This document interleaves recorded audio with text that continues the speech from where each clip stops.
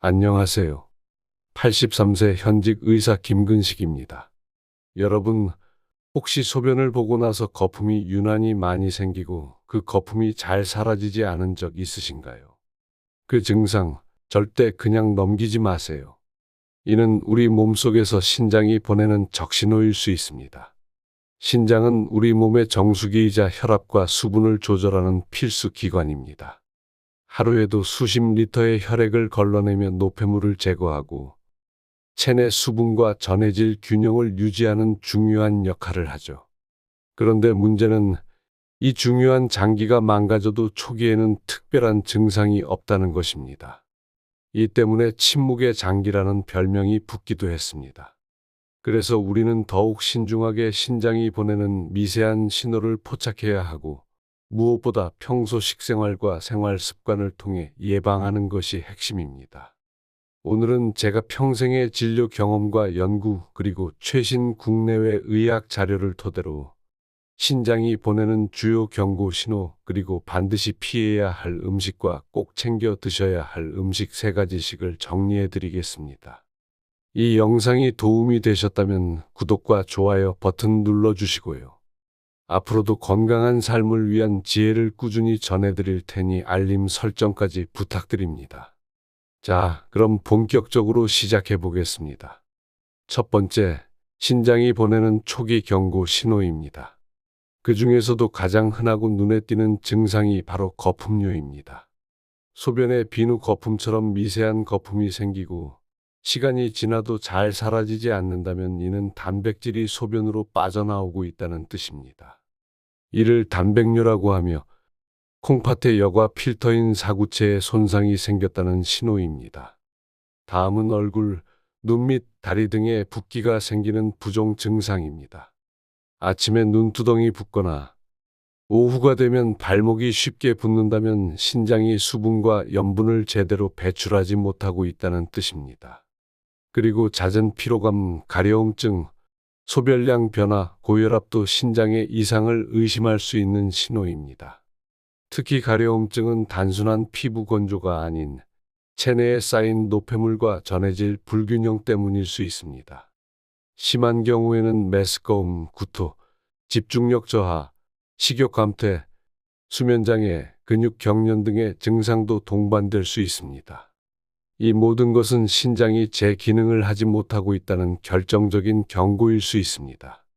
그렇기에 이 신호들을 결코 가볍게 여기시면 안 됩니다. 뿐만 아니라 최근에는 중년층 이하에서도 신장 기능 저하가 조기 발견되는 사례가 늘고 있습니다. 이는 가공식품 섭취 증가, 잦은 진통제 복용, 고단백 고염식 위주의 식단, 운동 부족 등이 복합적으로 작용한 결과입니다. 특히 남성의 경우 운동 후 단백질 보충제를 장기 섭취하는 사례가 많은데, 신장이 건강하지 않은 상태에서 이를 무리하게 섭취하면 오히려 콩팥 기능을 급격히 악화시킬 수 있습니다. 자, 이제부터는 신장 건강에 꼭 필요한 음식 3가지를 자세히 알려드리겠습니다. 첫 번째, 마늘입니다. 마늘은 천연 항생제라 불릴 만큼 항균 작용과 항산화 기능이 뛰어나며 예로부터 신장 건강을 지키는 데 탁월한 식품으로 알려져 있습니다.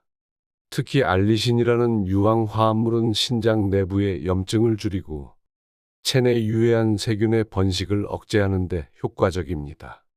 이 성분은 또한 혈압을 낮추고 혈당 조절에도 기여하여 고혈압과 당뇨로 인한 신장 손상을 예방하는 데 큰 도움을 줍니다. 미국 국립생명공학정보센터 NCBI에 실린 연구에 따르면 마늘 추출물이 신장의 산화 스트레스를 줄이고 사구체 손상을 완화하는 데 효과가 있으며 신장 내 염증 수치를 유의미하게 낮췄다는 결과도 보고되었습니다. 특히 고혈압이나 당뇨병이 있는 실험 동물에서 마늘을 섭취한 경우 신장 기능 수치가 눈에 띄게 개선되었다고 합니다. 섭취 방법은 다양합니다. 생마늘은 강한 향과 자극으로 인해 위장에 부담을 줄 수 있으므로 위가 약한 노년층에게는 꿀에 절인 꿀마늘이 훨씬 부드럽고 흡수가 용이합니다. 꿀마늘은 마늘을 쪄서 알싸한 맛을 줄인 뒤 꿀에 절여 냉장 보관해 하루에 2에서 3쪽씩 섭취하는 것이 좋습니다. 이렇게 하면 위 자극은 줄이고 알리신의 효능은 유지할 수 있습니다.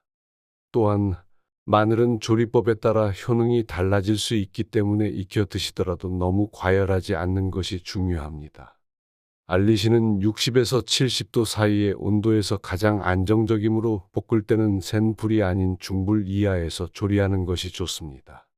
부추나 양파와 함께 볶아 먹으면 궁합이 좋고 부추의 이뇨 작용과 함께 신장의 해독 기능을 더욱 강화할 수 있습니다. 추가로 마늘에는 셀레늄, 망간, 비타민 B6 같은 미량 영양소도 풍부하게 들어있어 면역력 향상에도 도움을 줍니다. 특히 셀레늄은 세포 손상을 막아주는 강력한 항산화제이며 신장 세포의 노화를 늦추는 역할도 합니다. 이러한 복합적인 작용 덕분에 마늘은 단순한 향신료가 아니라 매일 소량씩이라도 꼭 섭취해야 할 필수 건강식품입니다. 노년기에 접어들수록 우리 몸은 염증에 더욱 취약해지고 회복력이 느려지기 마련입니다. 이럴 때 마늘 같은 천연 항염식품은 우리 몸을 근본부터 지켜주는 보약과도 같은 존재입니다. 단 고용량의 마늘 추출물이나 보충제를 드실 때에는 반드시 전문의와 상담 후 섭취하시길 권장드립니다. 두 번째, 오메가-3가 풍부한 등푸른 생선입니다. 고등어, 연어, 참치, 정어리 등은 DHA, EPA 같은 오메가-3 지방산이 풍부한 대표 식품입니다. 이 성분들은 신장 세포 내 염증을 억제하고 사구체 손상을 줄이는 데 도움을 줍니다. 특히 염증성 사이토카인의 활성을 줄여 사구체 경화와 섬유화를 억제하는 역할을 하며 동시에 고혈압을 완화시키고 혈관 내피 기능을 개선하는 효과도 있습니다. 2021년 미국 신장학회 키드니 인터내셔널에 발표된 연구에서는 만성 콩팥병 CKD 환자 1,500여 명을 5년간 추적 관찰한 결과 오메가-3 섭취량이 많은 군은 그렇지 않은 군보다 신장 기능 감소 속도가 평균 25% 이상 느렸다는 사실이 보고되었습니다. 특히 고혈압과 당뇨를 동반한 환자들에게서 효과가 더 뚜렷했습니다. 또한 신부전 초기 증상 중 하나인 피부 가려움증 역시 오메가-3의 항염 작용으로 완화될 수 있다는 연구들이 다수 존재합니다. 이는 혈중 요동 물질 농도를 낮추고 혈류 개선을 통해 신경계 자극을 완화시킴으로써 가능해진다고 설명됩니다. 식사만으로 필요한 양을 섭취하기 어려운 경우에는 순도 90% 이상의 고함량 오메가-3 보충제를 활용하는 것도 좋은 방법입니다. 단, 신장 기능이 저하된 경우에는 칼슘, 인, 비타민 D 등의 대사 문제도 고려해야 하므로 복합 보충제를 선택하거나 전문의와 상담 후 복용하는 것이 중요합니다. 특히 어류 알레르기가 있는 분들을 위해 해조류 유래의 식물성 오메가-3 알지오일도 좋은 대안이 됩니다. 비록 체내 EPA, DHA로 전환되는 효율은 낮지만 지속적으로 복용하면 항염 효과를 기대할 수 있습니다. 최근에는 체내 전환율을 높인 강화형 식물성 오메가-3도 개발되고 있어 식물성 기반 식단을 추구하시는 분들께도 적합합니다. 마지막으로 주의하실 점은 산패입니다. 오메가-3는 구조상 매우 불안정하여 공기나 열에 노출되면 쉽게 산화됩니다. 따라서 생선을 드실 때는 되도록 굽거나 튀기는 방식보다 찌거나 조림처럼 부드러운 조리법을 택하시는 것이 좋으며 보충제는 밀봉 상태로 냉장 보관하는 것이 권장됩니다. 고등어나 연어를 주 2에서 3회 섭취하는 것만으로도 신장 건강 유지에 큰 도움이 됩니다. 세 번째, 부추입니다. 부추는 한의학에서 양기를 보하고 신장을 따뜻하게 하는 채소로 오랫동안 쓰여왔습니다. 실제로 부추에는 항산화 물질인 베타카로틴, 비타민C, 유황화합물, 식이섬유가 풍부하게 들어있어 혈액순환을 개선하고 신장의 해독 기능을 도와줍니다. 또한 부추에 함유된 유황 성분은 체내 독소 배출을 촉진하고 면역력을 향상시키는 데 중요한 역할을 합니다. 부추는 이뇨 작용이 뛰어나 체내 노폐물 배출을 촉진하고 부종을 완화하는 데도 좋습니다. 특히 신장 기능이 저하되면 체내 수분이 원활히 배출되지 않아 쉽게 붓게 되는데 부추는 이를 개선하는 데 효과적입니다. 부추는 칼로리가 낮고 섬유질이 풍부해 변비 예방에도 도움을 주며 장내 유익균을 증가시켜 장 건강과 간접적으로 신장 건강에도 긍정적인 영향을 미칩니다. 부추와 달걀을 함께 조리한 부추달걀전은 소화가 잘 되고 영양소가 균형을 이뤄 노년층에게 아주 적합한 식사입니다. 특히 달걀에 포함된 양질의 단백질은 신장에 부담을 덜 주면서도 근육 유지에 도움을 줍니다. 부추와 함께 섭취할 경우 체내 염증 반응을 줄이고 에너지 대사에도 긍정적인 영향을 끼칩니다. 또한 부추에는 클로로필과 같은 식물성 생리활성 성분이 포함되어 있어 항균 및 해독 작용을 촉진하며 독소가 쌓인 간과 신장을 정화하는 데도 기여할 수 있습니다. 이는 특히 나트륨 섭취가 많은 한국식 식단을 섭취하는 분들에게 더욱 효과적일 수 있습니다. 부추는 위가 약한 분들에겐 자극이 될 수 있으므로 소량씩 드시며 반응을 확인하는 것이 좋습니다. 삶아서 섭취하면 매운맛이 줄어들고 소화에도 더 부담이 덜합니다. 특히 저녁 식사에 가볍게 데친 부추를 곁들이거나 삶은 부추를 김에 싸서 먹는 방식도 부담 없이 활용할 수 있습니다. 마지막으로 부추는 계절에 따라 성분 함량이 다르므로 봄과 가을에 수확한 싱싱한 부추를 섭취하는 것이 가장 효과적입니다. 장기간 냉장 보관할 경우 향과 영양소가 감소함으로 가능하면 구매 후 3일 내로 섭취하시는 것이 좋습니다. 이제는 반대로 신장 건강에 해로운 상극 음식 3가지를 살펴보겠습니다. 첫 번째는 과도한 단백질 섭취입니다. 단백질은 우리 몸의 근육을 만들고 유지하는 데 필수적인 영양소이지만 그 대사 과정에서 질소 노폐물이 생성됩니다. 이 노폐물은 혈액을 타고 신장으로 운반되어 소변을 통해 배출되는데 단백질을 지나치게 많이 섭취할 경우 신장이 이를 걸러내기 위해 과도한 부담을 떠안게 됩니다. 이는 신장 내 사구체의 미세 손상을 유발하고 장기적으로는 만성 신장 질환의 위험을 높이는 원인이 될 수 있습니다. 특히 단백질 보충제나 고단백 다이어트를 장기적으로 실천하는 중년 이상의 성인에게는 이 문제가 더욱 두드러집니다. 실제로 여러 연구에서 고단백 식단이 사구체 여과율 GFR을 감소시키며 신장 기능 저하를 가속화할 수 있다는 결과가 제시된 바 있습니다. 미국 신장재단은 이미 신장 기능 저하가 있는 환자에게 체중 1kg당 0.6에서 0.8g 이하로 단백질 섭취를 제한할 것을 권고하고 있으며 일반 건강인 역시 하루 단백질 섭취량을 과하지 않게 유지하는 것이 예방 차원에서 매우 중요하다고 강조합니다. 또한 단백질의 질도 중요합니다. 일반적으로 붉은 육류, 가공육 등은 포화지방과 나트륨 함량이 높아 신장에 더 큰 부담을 줄 수 있으므로 피하는 것이 좋습니다. 대신 렌틸콩, 병아리콩, 두부, 흰살 생선 등 소화가 쉬운 단백질원을 중심으로 섭취하시되 양은 한 끼의 주먹만큼을 넘기지 않도록 관리하는 것이 바람직합니다. 그리고 무엇보다 중요한 것은 지속적인 검진입니다. 단백질 식단을 실천 중이라면 정기적으로 소변 검사를 통해 단백뇨 여부를 확인하고 혈중 크레아티닌과 사구체 여과율 수치를 통해 신장 상태를 체크해야 합니다. 단백질은 필요하지만 신장 건강까지 챙겨가며 똑똑하게 드셔야 하는 영양소입니다. 두 번째, 저염 소금 및 염화칼륨 함유 제품입니다. 많은 분들이 건강에 좋다는 인식으로 저염 소금을 선택하시는데 여기에는 염화칼륨이 포함되어 있는 경우가 많습니다.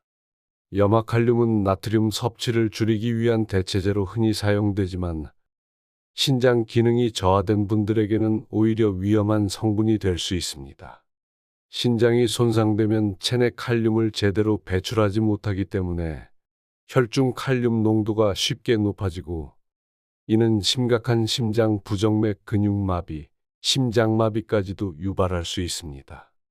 특히 60세 이상의 고령층이나 당뇨, 고혈압, 만성 신부전 환자의 경우 칼륨 수치를 일정 수준으로 유지하는 것이 매우 중요하기 때문에 일반적인 저염 이꼬르 건강식이라는 공식은 이들에게 해당되지 않습니다. 오히려 무분별한 저염 제품의 섭취가 신장에 부담을 가중시킬 수 있다는 점을 명확히 인식해야 합니다. 또한 저염 간장, 저염 된장, 저염 김치와 같은 발효식품 역시 문제입니다. 제조 과정에서 염분을 줄이는 대신 감미료나 염화칼륨을 첨가하는 경우가 많기 때문입니다. 이처럼 저염이라는 문구에만 현혹되지 마시고 제품 포장에 있는 성분표를 꼼꼼히 확인하는 습관이 필요합니다. 신장 환자에게 가장 이상적인 조미료는 천일염을 소량 사용하는 것이며 되도록이면 가공되지 않은 자연식 재료로 맛을 내는 것이 좋습니다. 음식 자체의 풍미를 살리기 위해 로즈마리, 바질, 오레가노, 마늘가루, 생강가루 등 천연 향신료나 허브를 활용하면 나트륨 섭취를 줄이면서도 맛있는 식사를 즐길 수 있습니다. 이 외에도 간장 대신 레몬즙이나 식초를 활용해 간을 맞추는 등 다양한 대체 조리법을 시도하는 것이 중요합니다. 무엇보다 식습관 변화는 단기간이 아니라 장기적으로 꾸준히 실천해야 효과가 있으므로 오늘부터 식탁 위 저염 제품을 다시 한번 살펴보시는 것을 추천드립니다. 세 번째, 고칼륨 식품입니다. 건강한 사람에게 칼륨은 혈압을 낮추고 심장 박동을 안정화하는 데 유익한 미네랄입니다. 그러나 신장 기능이 저하된 사람들에게는 칼륨이 오히려 도구로 작용할 수 있습니다. 신장이 손상되면 칼륨을 효과적으로 배출하지 못해 체내 농도가 비정상적으로 올라가고 이는 심각한 경우 심장 부정맥이나 심장 마비로 이어질 수 있습니다. 바나나, 키위, 오렌지, 감자, 고구마, 시금치, 미역, 다시마, 아보카도, 멜론, 토마토 주스 등은 칼륨 함량이 높은 대표 식품입니다. 이들 식품은 일반적으로 건강식으로 인식되지만 신장 기능이 약화된 상태에서는 섭취에 주의가 필요합니다. 칼륨 섭취를 줄이는 조리법도 중요합니다. 식품을 얇게 썰어 찬물에 2시간 이상 담가두고 끓는 물에 삶은 후 국물을 버리는 방식은 칼륨을 40에서 70%까지 줄일 수 있다는 연구 결과가 있습니다.